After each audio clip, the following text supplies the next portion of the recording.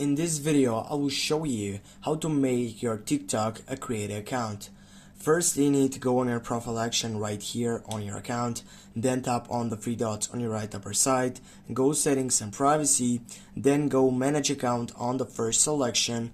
Right after you get there, go for switch to business account, and from now on you can simply get next session, and you need to choose a category which best describes you as a mentor of TikTok account. For example, I will go for gamer or gaming. Just go next, and then when you take off and back to your profile section right here, and if you go on the three dots right here, you're going to see that you have one more site selection. Now you have creator tools, which are when you create your creator account on your TikTok, you have that option.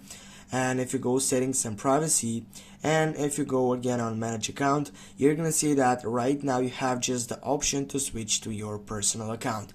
Right now we have a creator account, which could be a business session account.